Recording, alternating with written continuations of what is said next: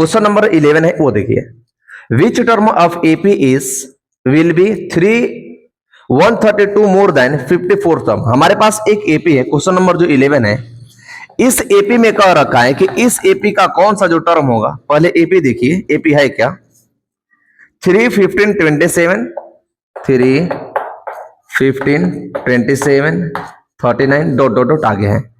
ये कहना चाह रहे हैं कि इस एपी का कौन सा टर्म जो होगा वो A54 टर्म से 132 ज्यादा होगा, ये कहना चाह रहा है। इस एपी का कौन सा टर्म होगा, मतलब n की कौन सी ऐसी वैल्यू होगी जिसमें इसी एपी के A54 टर्म से 132 ज्यादा होगी, हमें ये बताना है। बहुत ही आसान सा सवाल है। तो देखिए, इन दोनों को सॉल्व करने के लिए हम an का फॉर्मूला लगाएंगे। जब इसमें भी an का फॉर्मूला लगाएंगे तो पहले यहां से a और कॉमन डिफरेंस निकालते हैं। तो a का मतलब फर्स्ट टर्म हो गया, तो फर्स्ट टर्म हो गया 3। कॉमन डिफरेंस क्या होता है, अगले वाले टर्म में से पिछले वाले टर्म को माइनस करते हैं और जो अंतर आता है वही हमारा कॉमन डिफरेंस होता है। तो कॉमन डिफरेंस 12, 15 में से 3 जाएगा 12 बचेगा, तो कॉमन डिफरेंस आ गया क्या 12। अब देखिए, अगर इसमें एपी का फॉर्मूला लगाए तो क्या होता है फॉर्मूला, एन का फॉर्मूला जो होता है वो होता है a plus n minus 1 into d, और बराबर में इसके बराबर में होगा, मतलब A54 टर्म प्लस का 132 इसके बराबर में।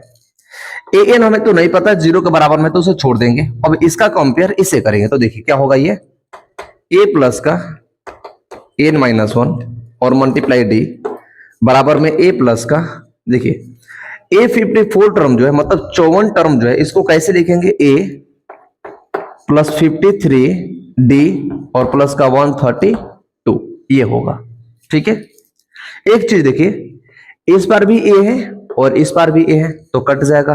अब बचा क्या, एन माइनस 1 और मल्टीप्लाई डी बराबर में 53 डी और प्लस का 132। अब हमारे पास देख लीजिए, हमारे पास d की भी वैल्यू है और n की वैल्यू हमें निकालनी है, तो d की वैल्यू यहां से पुट कर देंगे तो क्या होगा, n माइनस 1 और मल्टीप्लाई में 12 बराबर 53 और मल्टीप्लाई d की वैल्यू 12 प्लस का 132।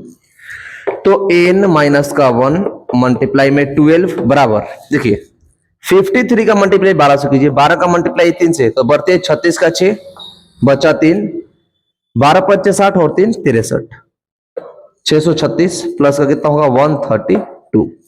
इनको ऐड कीजिए, n माइनस 1 और मल्टीप्लाई में 12 बराबर 6 और 2 8, 3 और 3 6, 6 और 1 7।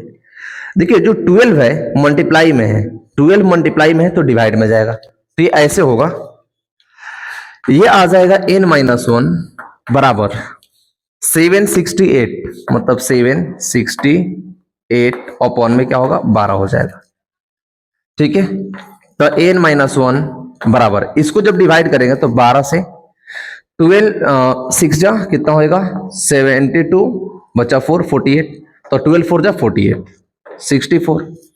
n माइनस 1 यहां पर जो 1 है वो माइनस में है, तो बोर्डर को उस पर जाते ही क्या होगा प्लस में, तो 64 और प्लस का 1, तो n की वैल्यू क्या आ गई 65। तो क्वेश्चन में हमें ये पूछ रखा था, बहुत ही आसान सा सवाल था कि एक हमारे पास एपी था, इस एपी का कौन सा टर्म जो होगा वो उसी एपी के A54 टर्म से 132 ज्यादा होगा। तो n की कौन से वैल्यू पर इस एपी की वैल्यू A54 टर्म से 32 ज्यादा होगी, तो n की 65 वैल्यू पर। आई होप कि यहां तक बातें समझ आई होगी कि हमें n की वैल्यू निकालनी थी कि वो कौन सी n की वैल्यू है जिस पर एपी की वैल्यू 132 से ज्यादा होगी।